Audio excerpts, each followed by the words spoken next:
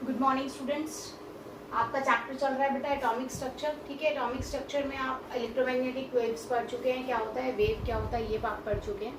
साथ में आपने स्पेक्ट्रम के बारे में पढ़ा और मैंने स्पेक्ट्रम को लर्न करने के लिए आपको ट्रिक भी बताई थी। आई होप आपको वो लर्न हो गई होगी। अगर आपको हर पार्ट की, जैसे cosmic rays, gamma rays, X rays, UV rays, सभी का अगर आपको स्पेक्ट्रम नहीं पता है, दैट इज उनका रेंज नहीं पता है, तो इट्स ओके। बट आपको विजिबल का रेंज आपको हमेशा लर्न रखना है। दैट इज 3800 एंगस्ट्रॉम से लेके 7900 एंगस्ट्रॉम तक ये होता है। 3800 एंगस्ट्रॉम टू 7900 एंगस्ट्रॉम, ये रेंज आपको याद होनी चाहिए क्योंकि ये विजिबल रेंज है। कई बार आपसे पूछ लिया जाता है, डिफरेंट स्पेक्ट्रम्स देके आपको दे देगा, रेंज दे देगा और आपसे पूछ लेगा इनमें से कौन सा जो स्पेक्ट्रम है वो हमारे लिए विजिबल के फॉर्म में पड़ेगा। तो आप उसका वेवलेंथ चेक करके और आसानी से उस रेंज को बता सकते हैं कि which wavelength is used in the visible light. तो विजिबल लाइट के अंदर जो स्पेक्ट्रम है, जो रेंज है, वो अगर आपको याद होगी तो आप इस टाइप के क्वेश्चन आसानी से सॉल्व कर पाएंगे। ठीक है, आगे हम पार्ट कर रहे हैं बेटा। जैसे बोहर मॉडल आता है रदरफोर्ड के बाद तो डेफिनेटली, लेकिन रदरफोर्ड मॉडल के बाद बोहर मॉडल आने से पहले बहुत सारी डिस्कवरी हो गई थी, like photo electric effect, like black body radiations, क्या या ब्लैक बॉडी क्या होती है, उसके अलावा आपका ड्यूल नेचर ऑफ लाइट की, लाइट का नेचर कैसा होता है। इस तरह की कुछ डिस्कवरीज आपके बोहर मॉडल से पहले हो गई थी। आज हम उन स्टडीज को थोड़ा बहुत डिस्कस करेंगे। ठीक है, पहले उसके बाद we will come to the point of Bohr model. तो सबसे पहले मैं आपको बता रही हूँ ड्यूल नेचर ऑफ लाइट हुआ क्या। एक्चुअली जब तक हमने तो एक दो फिनोमिनस पढ़े थे, like diffraction, interference, reflection, diffraction, ये जब हमने पढ़ा तब तक हमें ये लगता था कि जो लाइट है वो वेव की फॉर्म में ट्रेवल करती है, that is in the form of crust and tough. तो दैट इज वो वेव की फॉर्म में ट्रेवल करेगी तो कॉन्टिन्यूस रहेगी। बेटा देखो ऐसे ट्रेवल कर रही है तो एनर्जी इसकी कहीं पे भी रुकती नहीं है, तो दैट मीन्स इसका जो मूवमेंट रहेगा वो कॉन्टिन्यूस रहेगा। और इन फिनोमिनास को देख के, इंटरफेरेंस, डिफ्रेक्शन, आपका रिफ्लेक्शन, रिफ्लेक्शन वगैरह जो हो गया, इनको देखकर हमें क्लियर हो गया था कि जो लाइट है that haves it's wave nature, उसका जो नेचर है वो वेव नेचर है।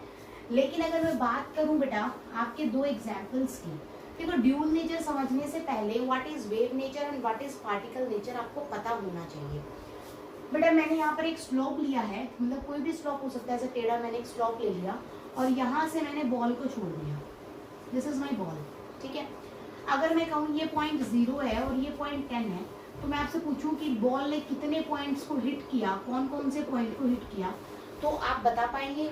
ऑफ कोर्स नहीं बता पाएंगे, क्योंकि बॉल बेटा कॉन्टिन्यूस पे से तैरती हुई आ रही है और किसी भी पॉइंट की पर्टिकुलर कोई वैल्यू नहीं है। इसका मतलब बॉल ने जो टच किया है दैट इज इनफाइनाइट पॉइंट्स। इसने कितने पॉइंट्स को टच किया है? इनफाइनाइट पॉइंट्स को टच किया है। इसका मतलब नो डेफिनेट वैल्यू, यहाँ पर कोई भी पर्टिकुलर वैल्यू नहीं होती है। पर्टिकुलर वैल्यू नहीं है, इसका मतलब नेचर कैसा हो गया बेटा? कॉन्टिन्यूअस फॉर्म हो गया। कौन सा नेचर हो गया? Continuous form. तो इस टाइप की जो मूवमेंट होती है जिसमें आपके पास प्रॉपर कोई पॉइंट्स नहीं होते हैं, प्रॉपर वैल्यूज नहीं होती है, उनको हम बोलते हैं कॉन्टिन्यूअस फॉर्म ऑफ ट्रैवलिंग। ठीक है, लेकिन अगर यहाँ पर मैंने एक बॉल छोड़ रखी है बेटा एट द 10, मैंने आपसे पूछा है नीचे 0 पे आने में उसने पॉइंट कौन से टच किए, तो सबसे पहले वो 8 पे आएगी, फिर 6 पे, फिर 4 पे, फिर 2 पे और फिर 0 पे। तो दैट मीन्स मैं कह सकती हूँ उसने यहाँ पे टच किए हैं बेटा फाइनाइट पॉइंट्स। कौन कौन से? 10, 8, 6, 4, 2 और 0। ठीक है, यहाँ उसने कुछ फाइनाइट पॉइंट्स को टच किया है। तो फाइनाइट पॉइंट्स का मतलब है आपके पास वैल्यूज हैं, दैट इज डिस्क्रीट वैल्यू। यहाँ पर क्या है बेटा? डिस्क्रीट वैल्यू है। डिस्क्रीट वैल्यू का मतलब देखो 10 से सीधा 8 पे गया, तो बीच में 9 छोड़ दिया इसने, है ना। तो इसका मतलब यहाँ कॉन्टिन्यूअस ना होके फॉर्म कौन सी है? डिसकॉन्टिन्यूअस।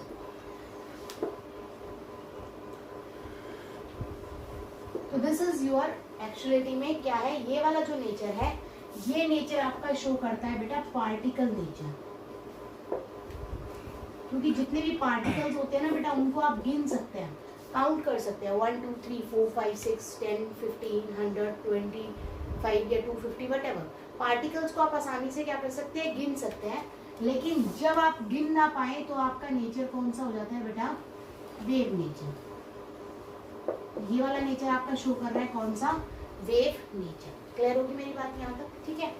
तो सिंपल सी बात है कि पार्टिकल आप कह सकते हैं कि जरूरत क्यों पड़ी हमें, क्योंकि इंटरफेरेंस हो गया, डिफ्रेक्शन हो गया, रिफ्लेक्शन हो गया, रिफ्रैक्शन हो गया, ये सारा फिनोमिना हमारा वेव नेचर आसानी से एक्सप्लेन कर पा रहा था।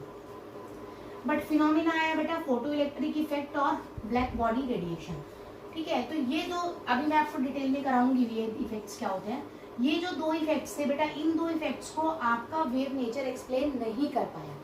तो इनको एक्सप्लेन करने के लिए जब इनको एक्सप्लेन किया तो इनको देखा कि इनकी अपनी क्या है बेटा, डिस्क्रीट वैल्यूज है। इनकी अपनी क्या है, डिस्क्रीट वैल्यूज है। मतलब कि इनसे जो आपको एनर्जी मिलती है वो किस फॉर्म में मिलती है, बंडल्स की फॉर्म में मिल रही है कहीं ना कहीं। मतलब एनर्जी फ्लो नहीं कर रही है एकदम से कि बहुत ज़्यादा मतलब एनर्जी निकल रही है तो उसका बीच में गैप ही नहीं है, देयर इज अ गैप, बस वो नज़र नहीं आता। फॉर एग्जाम्पल मैं आपको बताऊं, जैसे आपके पास यहाँ पे एक ग्लास शील्ड है बेटा, आप ग्लास शील्ड के दूसरी तरफ खड़े हैं, यहाँ पर मेरे पास ना मशीन गन है, मशीन गन है मेरे पास। अगर मैं मशीन गन से एक बुलेट ट्रेवल करूंगी तो आपको एक बुलेट आसानी से नजर आएगी ना बेटा। लेकिन अगर मैंने यहाँ से मल्टीपल बुलेट्स छोड़ दी फटाफट से, क्योंकि आपको पता है कि मशीन गन के अंदर जो टाइम गैप होता है बिटवीन टू बुलेट्स वो बहुत ही कम होता है, तो आपको वो बहुत सारी बुलेट एक साथ आती हुई नजर आएंगी ना, आएंगी एक साथ आती हुई नजर, लेकिन एक्चुअलिटी में है तो वो अलग अलग ही।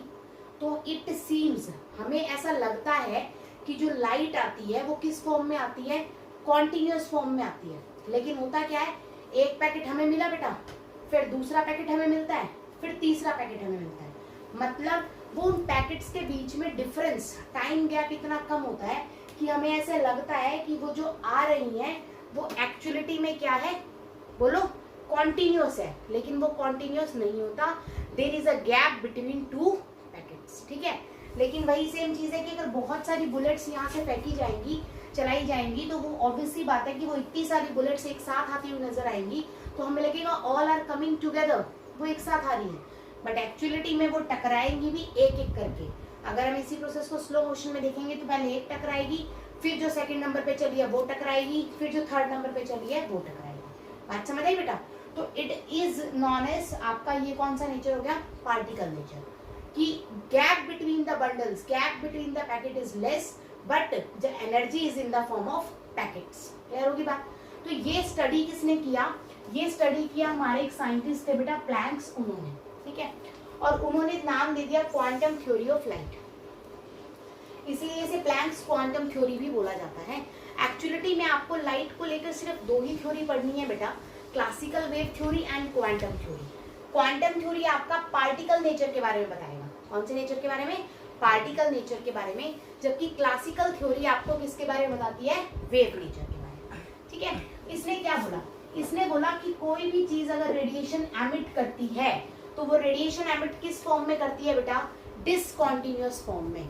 जैसे यहाँ पर आपकी लाइट आ रही है, light is a form of radiations, तो लाइट आ रही है तो वो पैकेट्स की फॉर्म में आ रही है, one packet, then another packet, then एक और पैकेट, देन एक और पैकेट। मतलब यूं नहीं है कि सारी की सारी ऐसे तीर बना हुआ आ रहा है, सीधा तीर है, मतलब इस फॉर्म में ट्रेवल नहीं कर रही।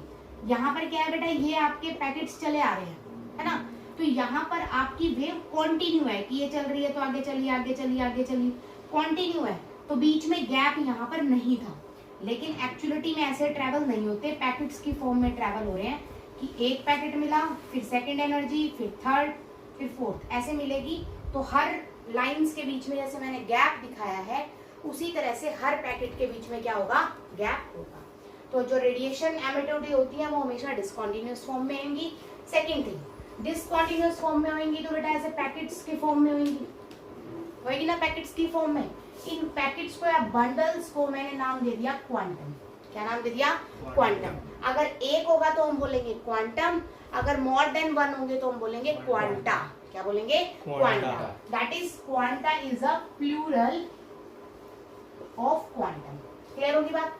उसके बाद बात करते हैं बेटा, अगर आपकी जो रेडिएशन एमिट हो रही है वो स्पेशली लाइट है तो हम बंडल्स को नाम देंगे फोटॉन्स। क्या नाम देंगे, फोटॉन्स। रीजन, क्योंकि जैसे आपने सुना होगा बेटा फोटो सेल्स, सुना होगा ना, photo cells, photosynthesis, photo electric, तो जब फोटो वर्ड यूज होता है that is only use for the light.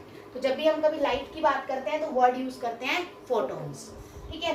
Energy, अगर एक फोटोन की एनर्जी, मैंने कल भी आपको बताया था कि फ्रीक्वेंसी अगर ज्यादा हो तो एनर्जी क्या होती है, ज्यादा होती है। That means energy is directly proportional to frequency. तो E is directly proportional to mu बेटा। डायरेक्टली प्रोपोर्शनल का साइन हटाया तो आपके पास आ गया H। H is equal to Planck's constant. H की वैल्यू क्या है, H क्या है आपका यहाँ पर, प्लैंक्स कांस्टेंट, ठीक है। अभी न्यूमेरिकल जब मैं कराऊंगी तो वैल्यूज बताऊंगी। H is your Planck's constant, ठीक है। अब म्यू इज इक्वल टू होता है बेटा बस C बाय लैम्डा, तो म्यू की जगह आपने पुट कर दिया C बाय लैम्डा। अब 1 बाय लैम्डा क्या होता है, म्यू बार वेव नंबर, तो आप 1 बाय लैम्डा की जगह क्या कर सकते हो, वेव नंबर भी कर सकते हो। दीज आर 2 और 3 फॉर्मूलाज। अब ये एक फोटोन की एनर्जी है बेटा, कितने फोटॉन्स की, एक। अगर आपके पास n फोटोन्स है, 10 फोटोन है तो आप 10 से मल्टीप्लाई कर दोगे, 50 फोटोन है तो 50 से मल्टीप्लाई कर दोगे। तो जितने भी फोटोन्स आपके पास होंगे उनकी एनर्जी निकालने के लिए उनके नंबर से आपको क्या करना पड़ेगा, मल्टीप्लाई करना पड़ेगा। This is all about your Planck's quantum theory, ठीक है। इसी ने एक्सप्लेन किया था कि जो लाइट होती है that is in the form of always particle nature. तो पार्टिकल नेचर तो हमने प्रूव कर दिया, और लाइट वेव नेचर की है ये हम पहले ही प्रूव कर चुके हैं by reflection, diffraction, interference and diffractions, ठीक है। तो that means light is in the form of particle nature as well as आपका वेव नेचर, दोनों नेचर होते हैं आपकी लाइट के पास। इसका मतलब जो लाइट होती है दैट हैव ड्यूल नेचर। कौन सा नेचर होता है उसका, ड्यूल नेचर, ठीक है।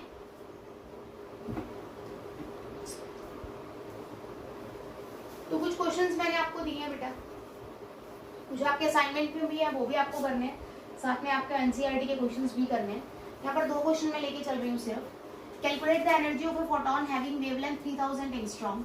मैंने बोला है जूल में भी निकालनी है और इलेक्ट्रॉन वोल्ट में भी निकालनी है। आपको H की वैल्यू दी हुई है 6.6 × 10⁻³ जूल पर सेकेंड। एनर्जी निकालनी है तो एनर्जी का फॉर्मूला होता है बेटा H is equal to H mu, ठीक है। अब आपको फ्रीक्वेंसी तो दे नहीं रखी है, आपको क्या दे रखी है बेटा, लैम्डा। तो आप इसको कन्वर्ट कर सकते हैं H बोलो इंटू में C बाय में lambda. Energy is equal to H की वैल्यू 6.6 × 10⁻34, ठीक है, इंटू में C क्या है 3 × 10⁸ मीटर पर सेकेंड। किस चीज में है बेटा, मीटर पर सेकेंड। तो अगर मीटर पर सेकेंड, आप देखो यूनिट साथ में लिख लो, ये क्या है बेटा, जूल सेकेंड, ठीक है। जूल सेकेंड दे रखा है इंटू 3 × 10⁸ मीटर पर सेकेंड। क्लियर है यहाँ तक, ठीक है। अब बच्चे यहाँ पर उसके बाद लैम्डा, लैम्डा कितना दिया हुआ है 3000 एंगस्ट्रॉम। तो बेटा यहाँ पर यूनिट यूज कौन सी कर रहे हो, मीटर। तो यहाँ पर भी इसको कन्वर्ट करोगे किसमें, मीटर में। तो 3000 × 10⁻−10 मीटर। क्लियर होगी मेरी बात, ठीक है। तो देखो यूनिट देखो, पहले मीटर से मीटर गई बेटा, सेकंड से सेकंड गई। आगे आंसर आपका सिर्फ किसमें, जूल में। यहाँ पर 10 और ये 3 है तो बच गया -7। -7 ऊपर जाएगा तो कितना बच जाएगा, 15 हो जाएगा। 3 से 3 गई तो E is equal to 6.6 × 10⁻34 joule into में 10⁻15, यही आएगा बेटा। इसको आप सॉल्व करोगे तो कितना आ गया, E is equal to 6.6 × 10⁻19 joule, यही आएगा, यही आएगा ना भाई, ठीक है। क्लियर होगी एनर्जी। अब ये आपकी आई है बेटा जूल में। अब इन इलेक्ट्रॉन वोल्ट, अब ध्यान से देखना बेटा, अगर इलेक्ट्रॉन वोल्ट में आपको निकालना है तो इसको by the charge of electron क्या कर दो, डिवाइड कर दो।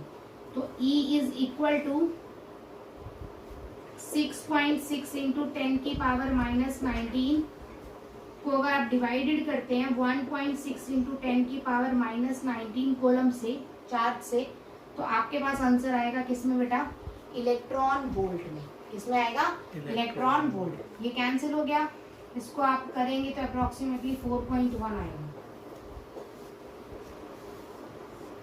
That is 4.1 electron volt.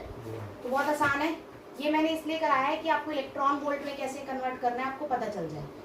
तो नॉर्मल अगर आपको दे रखा हो एंगस्ट्रॉम में और अगर आपको आंसर इलेक्ट्रॉन वोल्ट में चाहिए तो you can use this method, ठीक है।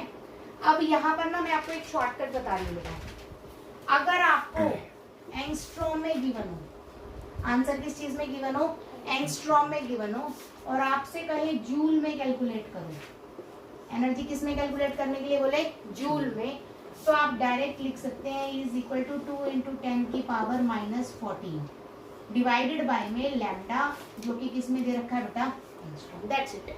आप अगर डायरेक्ट करते हैं तो भी आपका आंसर कितना आएगा, बिल्कुल करेक्ट आएगा। ठीक है, इसको आप सॉल्व कर लीजिएगा, you will get your answer. ठीक है, अब यहाँ से एक और चीज मैं आपको बता रही हूँ, या करके देख लीजिए। और बेटे ये आंसर जो आता है ना, ये अप्रोक्सीमेट वैल्यू आता है, this is for the competition. ये बिल्कुल एग्जैक्ट वैल्यू नहीं आएगी आपकी, अप्रोक्सीमेट आएगी, क्योंकि मैंने आपको बता रखा था कि 4 ऑप्शंस जो आते हैं आंसर में, उन 4 ऑप्शंस में अच्छा खासा गैप होता है, तो आप आसानी से नियर बाय का आंसर टिक कर सकते हो। करके देख लो बेशक। मैंने बोला है E is equal to 2 × 10⁻⁻14 by में लैम्डा आएगा किस में बेटा, एंगस्ट्रॉम में लेना है, तो 2 × 10⁻⁻14 बाय में 3000। ठीक है बेटा, तो जरा ध्यान दीजिए कितना आएगा, 10 की पावर ये बन गया 2 × 10⁻⁻14 बाय 3 × 10 की पावर 3 बेटा, ऊपर जाएगा तो -3 हो गया, सॉरी 14।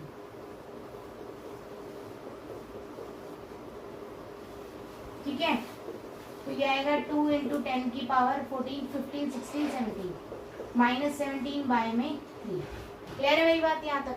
अब आप इसे डिवाइड करेंगे तो कितना आएगा, 2 को 3 से 6.6 आएगा अप्रोक्सीमेटली, है ना, यही आएगा अप्रोक्सीमेटली 6.6। तो 6.6 में आके क्या आएगा बेटा, ये तो जाएगा नहीं, तो 0.66 ये आएगा। तो आप लिखेंगे 0.66 × 10 की पावर -17, इसको आप ले जाए 6.6 × 10 की पावर -18। ठीक है, तो दिस इज अप्रोक्सीमेट। आपका आंसर आया 6.6 × 10 की पावर -19। अप्रोक्सीमेशन वैल्यू आएगी हमेशा, क्या आएगी हमेशा, अप्रोक्सीमेशन वैल्यू, क्योंकि ये भी यहाँ अगर आपको एग्जैक्ट चाहिए तो आप यूज कीजिए 19.89 × 10 की पावर -15। लेकिन अगर आप 19.89 को यूज करते हैं तो आपका कैलकुलेशन में आपको प्रॉब्लम होगी, इसलिए यू कैन यूज हेयर 20, आप इसे 20 मान सकते हैं, 20 × 10 की पावर -15 आप यूज कर सकते हैं। तो 20 × 10 की पावर -15 यूज कर लो, या 2 × 10 की पावर -14 यूज कर लो, तो आपका आंसर जूल में आ जाएगा।